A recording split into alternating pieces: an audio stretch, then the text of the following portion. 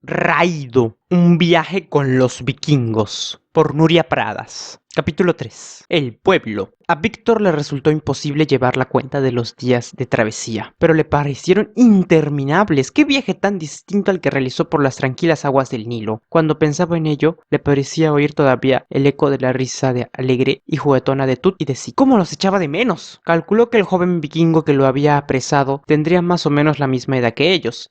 Su mirada, en cambio, era a menudo feroz, como la de los guerreros, pero a veces, cuando se perdía en la intensidad del cielo o en el azul infinito del mar, parecía huidiza y melancólica, que ocultaban los ojos azules de aquel vikingo. Por fin, un amanecer, un grito del tionel lo despertó. Hacía señales de los hombres para que mirase hacia adelante. Salió de su miserable rincón y con mucho cuidado, tratando de pasar tan desapercibido como la sombra de un gato. Se levantó para echar una ojeada y ver qué ocurría. Entre la niebla matinal se dibujaba una bahía, todavía gris, apenas intuida entre las brumas. Aquella franja de tierra anunciaba el final del viaje. Sin saber muy bien por qué, Víctor experimentó algo parecido a la esperanza en su corazón. De momento, aun con el futuro incierto que tenía por delante, el hecho de poner fin a aquel viaje de pesadilla ya era motivo más suficiente para alegrarse. Quizá fue por ese hilo de esperanza por lo que el movimiento volvió de nuevo a los músculos entumecidos del chico. Viendo que los hombres se disponían a desembarcar y sin que nadie se lo pidiera,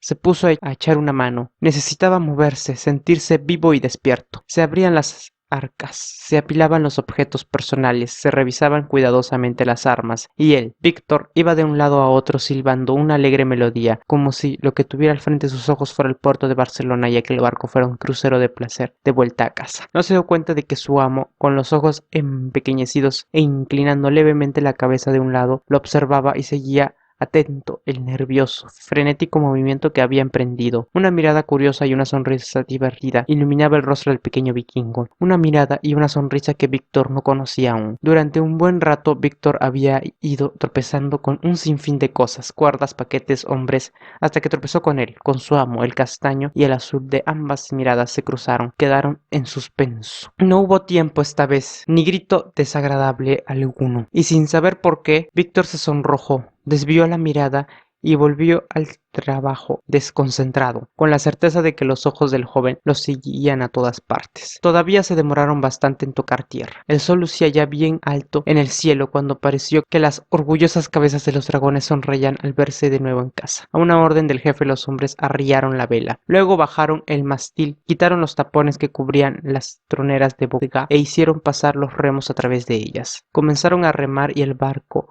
viró a estribor, seguido de las otras dos naves, encarándose hacia la costa. Por fin las quillas pararon en la arena y los hombres saltaron a tierra. Desde el barco, con un nudo en la garganta, Víctor pudo ver cómo mujeres y niños se abalanzaban sobre los recién llegados. Las familias se reunían de nuevo y todo eran gritos de alegría y risas. Las armas ahora dormían en reposo. Aquella escena, pensó Víctor, no tenía ni tiempo y lugar. Era simplemente hombres, mujeres y niños felices. Los guerreros se convertían en padres, hijos o hermanos, y lo más sorprendente, sabían sonreír con ternura. Quizá conmovido por la escena o quizá doblegado por el peso de tanta nostalgia, Víctor se echó a llorar en silencio, pero pronto tuvo que olvidarse de las lágrimas. Las novedades y su innata curiosidad apacaron por el momento la tristeza. Víctor se secó los ojos. Frente a él se erigía un poblado vikingo, rodeadas por una empalizada de troncos. Una docena de cabañas con el techo de paja despedían hacia el cielo un fino hilo de humo.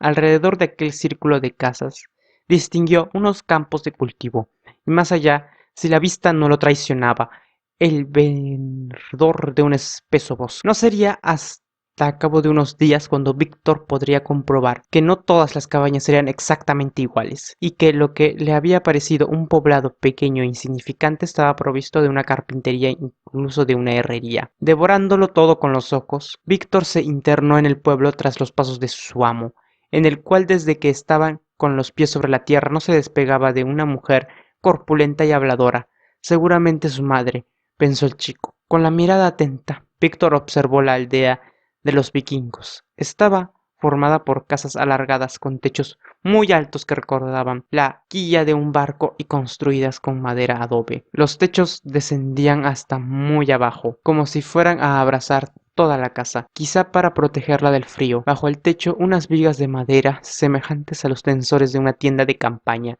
que Víctor conocía bien de los campamentos de verano, rodeaban y mantenían la casa sujeta al terreno. Algunas de las casas tenían un pasillo de madera que las comunicaba con una caseta más pequeña. Al pasar junto a algunas de estas últimas, unos mugidos de vaca le hicieron suponer que eran una especie de establos. Por fin, su joven amo y la mujer entraron en una de las casas. Él permaneció en la puerta a la espera de algún tipo de señal o invitación que no tardó en llegar. La mujer, que lo miraba como si fuera una res acabada de adquirir, lo arrastraba de un tirón al interior. ¿Qué otra cosa podía esperar de gente tan refinada? Al entrar, Víctor recibió el impacto de un olor fuerte y penetrante, un olor que en principio no supo identificar. Enseguida advirtió que en la cabaña no había ventanas, solo un pequeño agujero en el techo por donde salía el humo de la fogata que ardía en el centro de la única estancia, como un corazón que latía lleno de luz y vida el hogar. La mujer y el chico charlaban sin cesar. Probablemente la ausencia había sido larga y ahora tendrían un montón de cosas que contarse. Parecía haberse olvidado totalmente de su presencia, así que él aprovechó para echar un vistazo a su alrededor. Desde luego, aquello no tenía nada que ver con un palacio egipcio. Aquella gente no gastaba demasiado en mobiliario. Recostados en los muros había algunos bancos cubiertos de piel y algunos cofres. Las paredes estaban decoradas con armas y escudos. Era imposible olvidar quién habitaba allí. Justo en la entrada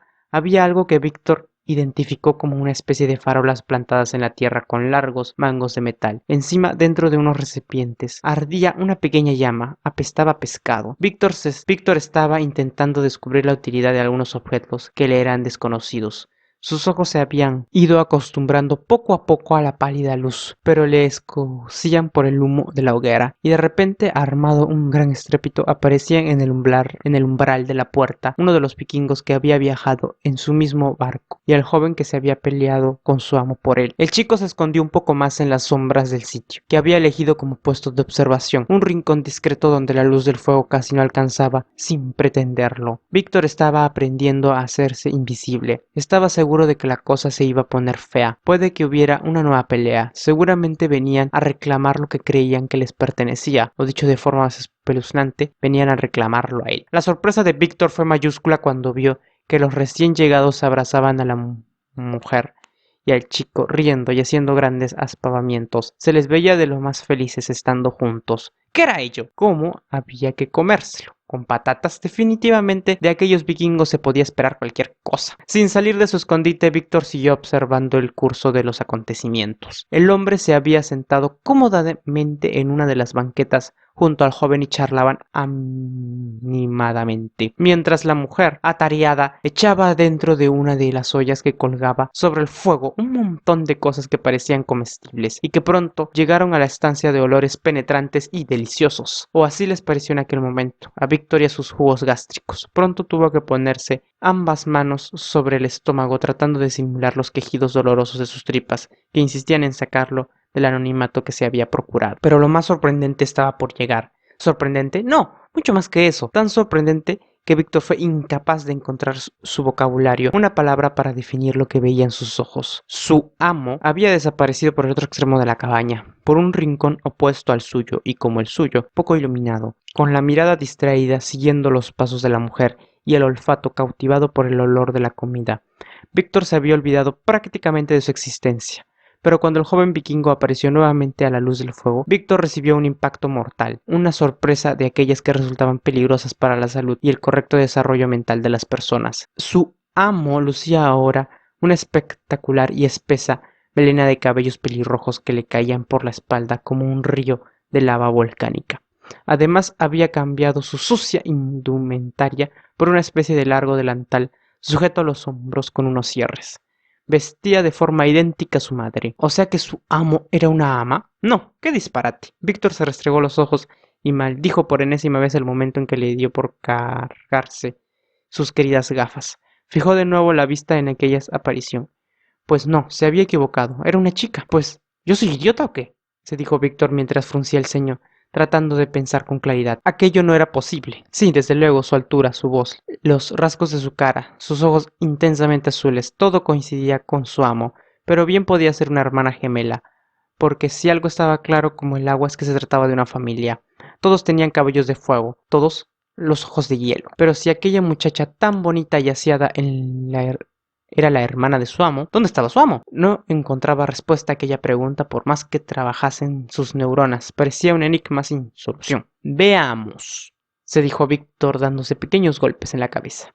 El hombre pelirrojo es el padre, la mujer pelirroja es la madre, el antipático aún más pelirrojo es el hijo, la chica pelirroja y guapa es la hija, y mi amo, ¿dónde demonios se ha metido mi amo? Así se habría pasado horas y horas porque Víctor es de los que no dejan nunca un problema de mates por resolver. Si la jovencita no se hubiese acercado hasta él con un plato humeante, aunque lo miraba con la misma cara de malas pulgas y amenazante que sus hermanos, o sea, el grandulón y el gemelo que debía de haber salido a estirar las piernas, le agradeció el detalle con una tímida sonrisa y dio buena cuenta del plato, olvidándose de todas las normas de educación aprendidas a lo largo de su vida. Total, ¿para qué le iban a servir allí? Al rato la chica se le acercó de nuevo y le señaló una de las banquetas con gesto impaciente. Víctor comprendió de inmediato. Es lo que tiene que viajar tanto. Da mucha mundología, que aquella sería su cama. Todos se fueron retirando a sus banquetas. Pronto el silencio se apoderó de la estancia. El calor del fuego y de las pieles que cubrían la banqueta / cama, sumados al agotamiento por las experiencias vividas, no le dieron tiempo a Víctor de nada más que cerrar los ojos y sumergirse en el mundo de los sueños.